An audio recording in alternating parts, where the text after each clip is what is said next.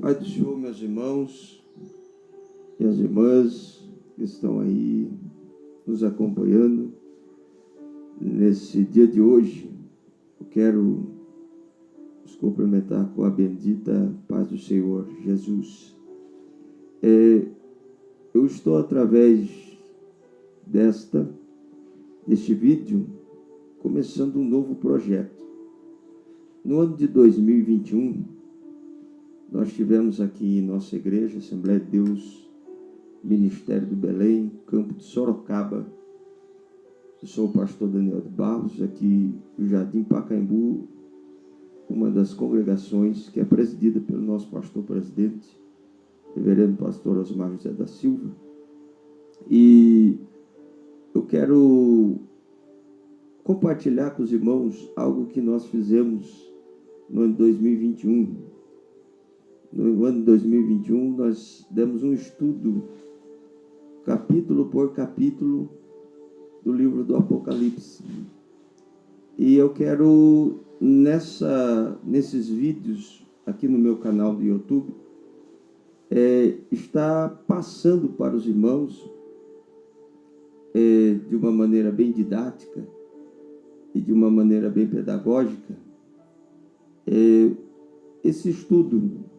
Foi um estudo muito proveitoso, abençoado e abençoador, para os irmãos estar junto conosco, compartilhando. Então, você que ainda não é inscrito no nosso canal, não está inscrito no nosso canal do YouTube, se inscreva no nosso canal aí agora, ative o sininho das notificações e nos acompanhe. Toda semana nós vamos estar aí postando 1 ou 2 vídeos tratando desse assunto, capítulo por capítulo do livro do Apocalipse. Espero que isso seja proveitoso para a sua vida espiritual e nós vamos trazer uma linhagem escatológica acerca do livro do Apocalipse numa perspectiva pré-tribulacionista. Existem pelo menos 3 visões que norteiam a escatologia, que veio de uma palavra grega eschatos, que é eschatos, fim dos tempos, e logia, estudo. Escatologia é o estudo do fim dos tempos, das últimas coisas, da vinda gloriosa de Jesus, aparição do anticristo, grande tribulação, 144.000, as 2 bestas, a que emerge do mar, a que veio da terra, e outras coisas mais. Nós vamos tratar tudo isso no livro do Apocalipse. E hoje eu quero falar numa parte introdutória, o que seria o livro do Apocalipse. O que é o livro do Apocalipse dentro do seu contexto. Falando das 3 visões, a visão pós-tribulacionista. Nessa visão, acredita-se que a igreja passará pela grande tribulação. Existe a visão meso ou mid-tribulacionista, que acredita que a igreja passa pelo princípio da grande tribulação, mas será arrebatada após os primeiros 3 anos e meio do reinado do anticristo.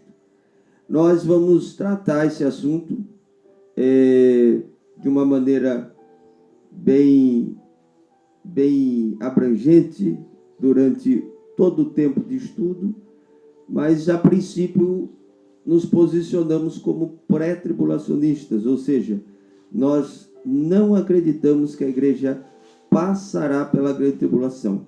A igreja será arrebatada antes da grande tribulação. E dentro dessa visão, eu quero convidar os irmãos a lermos um texto. E hoje, bem rapidamente, eu não quero fazer vídeos longos, porque como é um estudo, eu quero deixar você meditando cada dia sobre cada estudo que nós vamos estar passando para os irmãos. Então eu peço aos irmãos, depois compartilhe esse vídeo para poder instruir outros irmãos, outras irmãs, outras pessoas, para estar acompanhando esses estudos. Abra aí o livro do Apocalipse, o capítulo 1, o capítulo de número 1. Glória a Deus. Livro do Apocalipse, capítulo 1.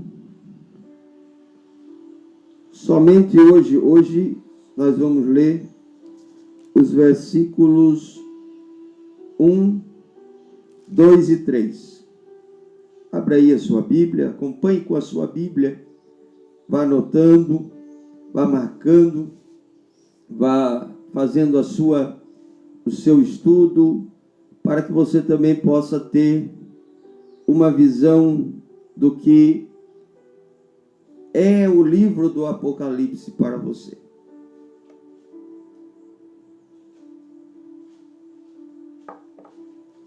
Versículo 1, o 2 e o 3. Vamos lá? Revelação de Jesus Cristo, a qual Deus lhe deu para mostrar aos seus servos as coisas que brevemente devem acontecer.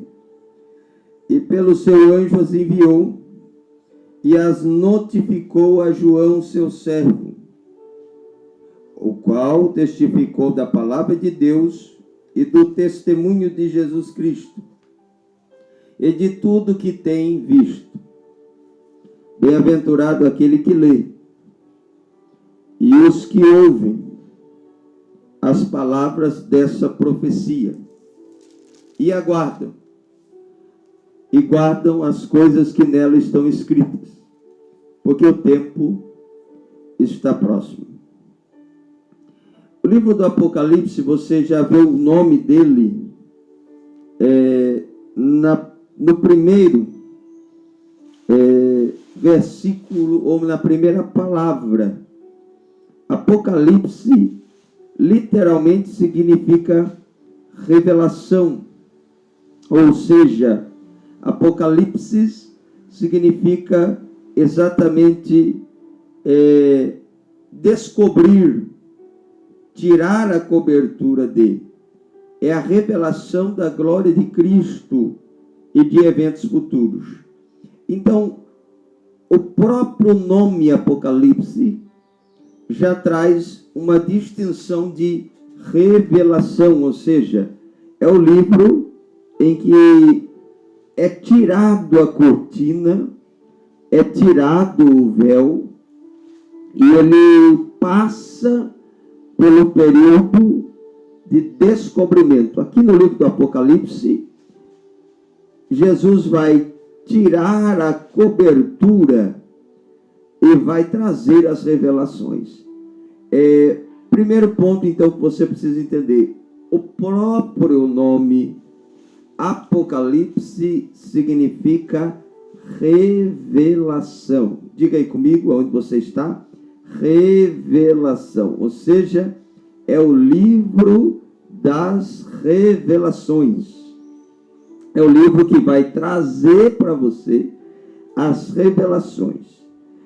Primeiro, para entendermos o livro do Apocalipse, é necessário, em primeiro lugar, que você entenda que esse livro é o livro mais simbólico da Bíblia. Quando eu falo de simbolismo, não estou tirando a sua credibilidade. Ou seja, o fato de Deus usar símbolos para poder trazer essa revelação não significa que ela não seja uma revelação verdadeira, original, que traz no seu bojo a vontade e a revelação de Deus. Então, em primeira instância, você precisa entender os seus símbolos. Há vários símbolos, por exemplo, a mulher de Apocalipse 12 e o dragão. Você vai ver a besta que sai do mar, a besta que sai da terra, Você vai ver símbolos como o cabelo branco de Jesus, que há uma simbologia naquilo ali. Você vai ver a simbologia nas estrelas que estão na mão de Jesus. Você vai ver a simbologia na mulher que é adornada como a meretriz, chamada também de Babilônia. Você vai ver o simbolismo da noiva com o noivo. Você vai ver vários símbolos que trazem verdades para aqueles que ouvem e leem a palavra de Deus. Por que Deus usou símbolos? Perceba, a igreja nesse período, aproximadamente no ano 96 depois de Cristo, estava passando por um grande período de perseguição. Então, Deus usava de uma maneira simbólica a linguagem para que os homens que a recebessem pudessem, assim, de uma maneira mais amena, conseguir se livrar de algumas represárias do reino de Roma. Por exemplo, você vai ver lá, eu sei que aí habita o trono de Satanás.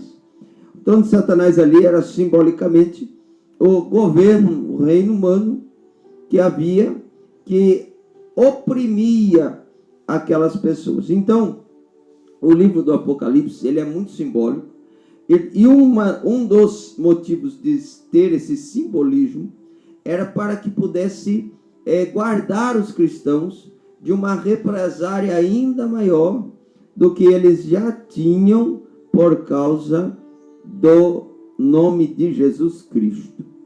Perceba, então a palavra Apocalipse significa exatamente a revelação descortinada. Segundo ponto, o livro é repleto de simbolismo, e um dos motivos desse simbolismo é por causa dessa grande perseguição que havia, que foi no reinado de Domiciano. Então você precisa gravar isso aí para que nós não possamos ter esses lapsos. Por que tanto simbolismo? Porque então a interpretação no livro do Apocalipse, ela precisa dessa literalidade para poder entender o seu simbolismo, entendeu? Então vamos lá. Então, em primeiro lugar, entendemos isso aí. Segundo,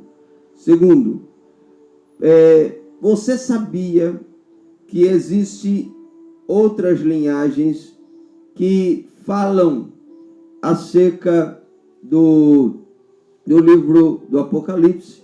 A tradição coloca o apóstolo João como o escritor do livro do Apocalipse. Mas existem algumas linhagens que acreditam que possa ter sido outro homem que escreveu o livro do Apocalipse. Primeiro, possa ter sido um ancião da cidade de Éfeso, que teve essa revelação. Outros acreditam que foi um João que era bispo de Esmirna. Existem várias colocações, vários pensamentos que possa ter sido outro João e não o João apóstolo, conhecido também como o apóstolo amado. Mas a tradição, e eu também acredito, que quem escreveu o livro do Apocalipse foi o apóstolo João. Por John Knox, ele diz que João foi exilado na ilha de Patmos, e que você vai ver aqui no livro do Apocalipse que esse João, ele também passou pela ilha de Patmos. Então você percebe que, além de ter esse forte princípio, você vai perceber que a tradição traz essa visão de que quem escreveu o livro do Apocalipse foi João, o apóstolo. Mas é bom, a título de informação, de conhecimento, que você possa pensar que possa ter sido outro João. Então, a grande força, a grande linhagem de pensamento diz que quem escreveu foi o apóstolo João.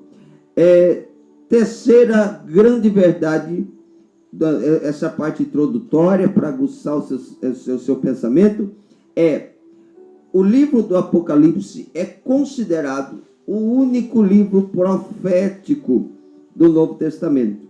Por exemplo, no livro, nós temos uma divisão no Novo Testamento: evangelhos, histórico, que é o livro de Atos, epístolas, daí se divide epístolas pastorais, epístolas gerais, e existe o livro do Apocalipse, que é o livro considerado profético. Por quê? Porque ele trata das coisas futuras. Às vezes nós temos a linhagem de pensamento que a palavra profecia, ela, às vezes até por causa de tanta confusão teológica, de tanta bagunça, até mesmo no meio pentecostal, eu sou pentecostal, as pessoas têm um pouco de cisma acerca do que é profético. Profético é isso, profético aquilo, profético aquilo. Mas o verdadeiro intuito da profecia abrange o fato de mostrar aquilo que ainda não aconteceu. O profético inclui, engloba, abrange a perspectiva futura. A Bíblia diz que se não houver profecia, o povo se corrompe. Entendeu? Houve uma grande queda após o ano de 2000, até o ano 2000, os irmãos vão lembrar que havia uma grande perspectiva acerca da vinda de Jesus. Mas como ela não aconteceu até o ano 2000, houve uma grande desvalorização da mensagem da vinda do Senhor Jesus, da volta do Senhor Jesus, do arrebatamento da igreja.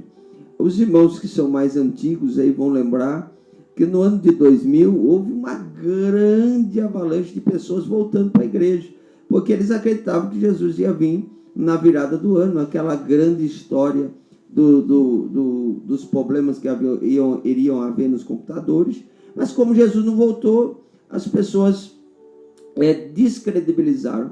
E nos Estados Unidos houve uma grande volta para a teologia da prosperidade, ou seja, vamos construir nosso mundo aqui, e deixar de acreditar e credibilizar o que era profético. Então, a princípio, o que nós precisamos entender é que o livro do Apocalipse, ele traz uma visão profética. É necessário entendermos isso, ou seja, a visão das coisas que em breve vão acontecer. Está aqui no versículo de número 3, e a Bíblia diz: o tempo está próximo. Mas pastor, já faz mais de não sei quantos anos, meu bisavô pregava isso, meu avô pregava isso, meu pai pregou isso, eu estou pregando isso já faz tanto tempo. 2 Pedro 3:8. Não vos esqueçais que um dia para com o Senhor é como 1000 anos, e 1000 anos como um dia. Então, o tempo de Deus, nós dividimos o tempo em cronos e kairos. O cronos, o tempo do homem, anos, estações, é o que Jesus disse em Atos dos Apóstolos, quando ele estava sendo assunto ao céu. Vocês não precisam saber de tempos e estações, kairos, aleluia, vocês não precisam saber dos cronos, ou seja, o kairos de Deus, o tempo de Deus, que é o kairos, é um tempo único, é um tempo preparado, é um tempo excelente, que pode ser tanto breve no tempo cronos ou longo no tempo cronos. Mas próximo para Deus porque já entramos na última etapa da humanidade. O próprio apóstolo Pedro, quando ele está no dia de Pentecostes, ele diz assim: isso que foi dito pelo profeta Joel, nos últimos dias, entrou na época dos últimos dias, entendeu? Nós que somos dispensacionalistas acreditamos que a humanidade está dividida em 7 dispensações. inocência, consciência, governo humano, patriarcal, lei, graça e milênio.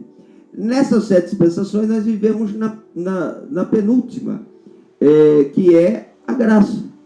A graça abrange o tempo da vinda de Jesus Cristo na terra como homem até o milênio.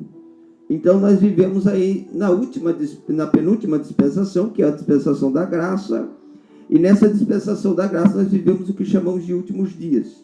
Os tempos proféticos são aquilo que em breve hão de acontecer.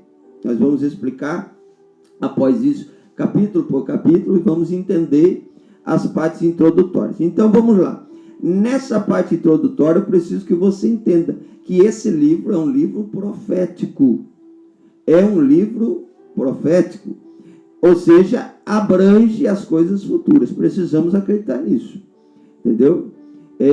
Há muitas pessoas que às vezes questionam, então a gente precisa ter uma colocação certa para saber o que está acontecendo, que está no livro, e o que vai acontecer, que está no livro. Por exemplo, grande confusão, o chip é a marca da besta, o chip é um sinal do anticristo. Aonde está a colocação de tudo isso? Como abranger tudo isso? Isso é uma colocação. Nós vamos explicando na medida do tempo e dos textos. Não precisa ter pressa. Nós vamos ter um tempo bom aí para poder estar meditando nessas verdades. É um livro profético. É o único livro profético do Novo Testamento. Quando eu digo isso, não estou falando que não há outras profecias no Novo Testamento. O que eu estou dizendo é que esse livro é o único livro profético. Quarto lugar, então vamos lá, voltando, a repetição é a mãe do aprendizado. Então vamos voltando e lembrando. Primeiro, Apocalipse significa revelar, ou seja, é revelação. Segundo, é o livro mais simbólico da Bíblia. Terceiro, João, o apóstolo, é considerado o autor ou o escritor desse livro. Quarto, é o único livro profético do Novo Testamento. Quinto lugar, apesar de ser profético, contém coisas para os nossos dias. Tem conteúdo acerca do presente e do passado. Você vai ver Apocalipse 1:19, está escrito assim: escreve as coisas que tem visto, passado, e as que são, presente, e as que depois dessas hão de acontecer. Então, apesar de ser um livro profético, ele abrange os 3 períodos. Período do passado, presente e futuro. É muito importante entendermos isso aqui, porque senão, às vezes, nós descredibilizamos. Depois eu vou dividir esse livro para que você possa entendê-lo de uma maneira no passado, no presente e no futuro. Mas, a princípio, entenda isso. Esse livro também traz menção das coisas que nós estamos vivendo e também traz menção acerca das coisas que já foi vivenciado. Não se esqueça disso, isso é muito importante.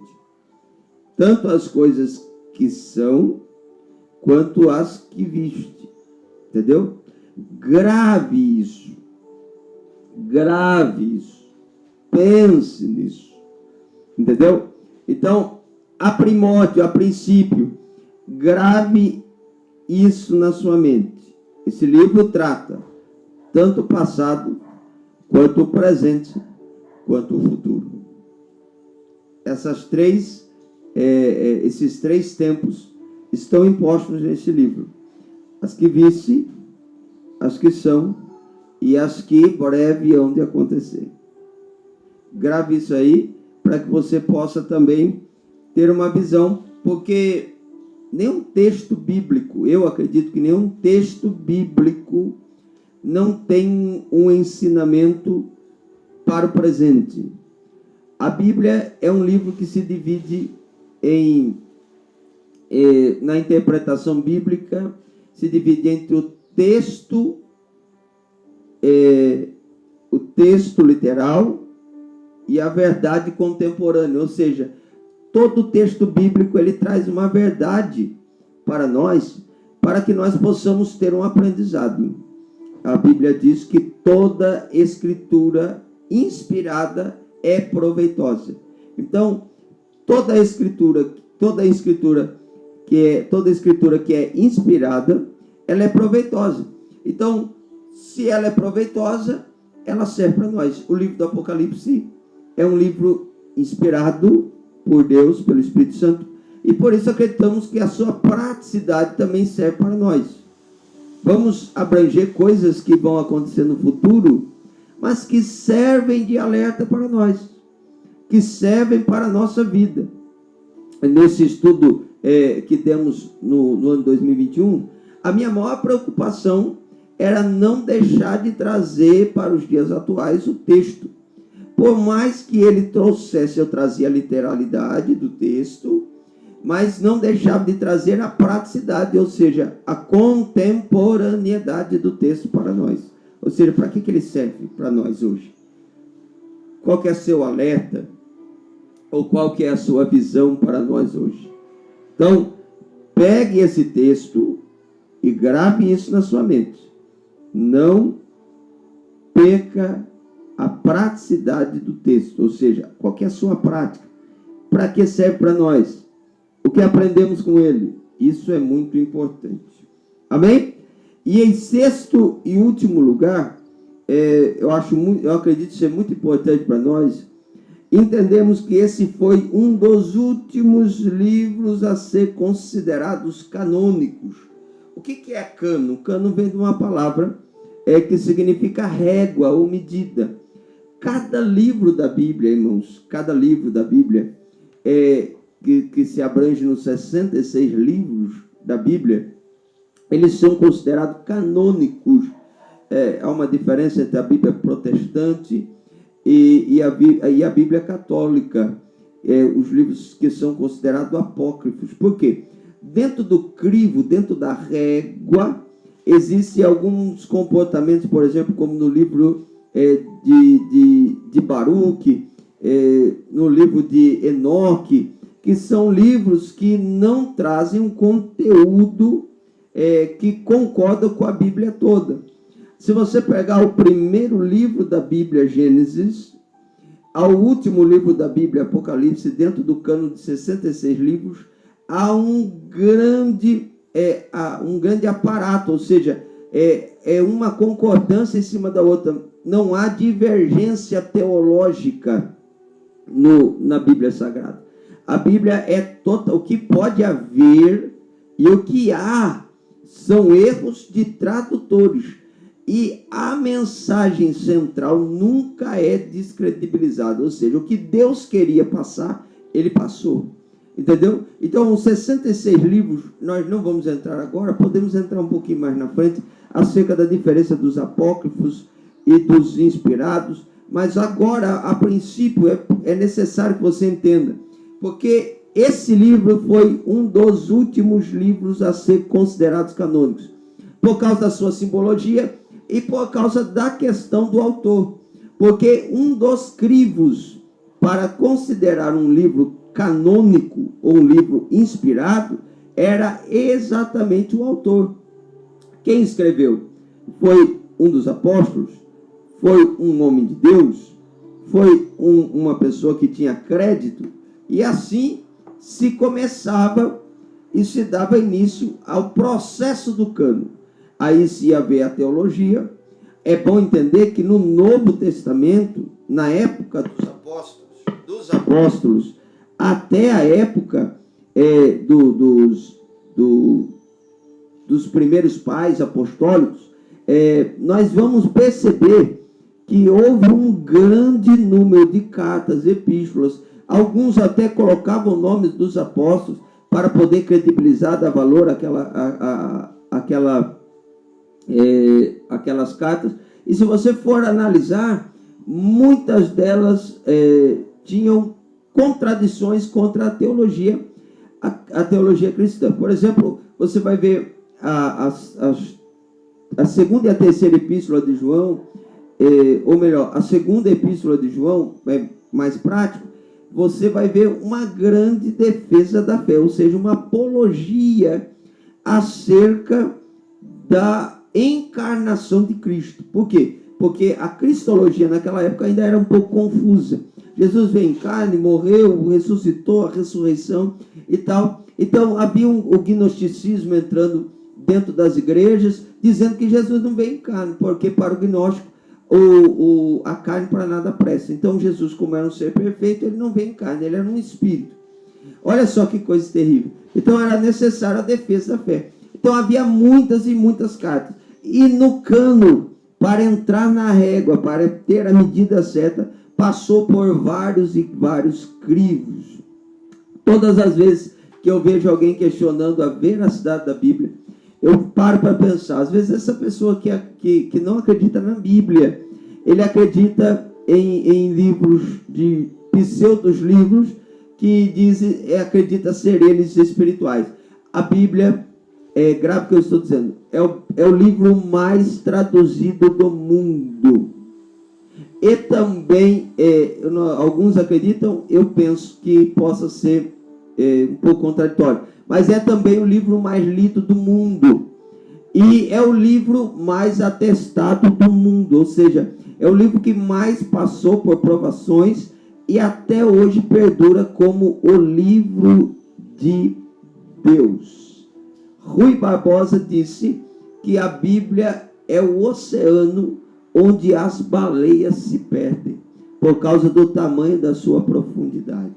E o que eu acho interessante é que no ano de 1946, se não me engano, houve uma grande questão nos Estados Unidos, porque um cientista cristão disse que se alguém encontrasse um erro na Bíblia, ele daria uma certa quantidade em dinheiro.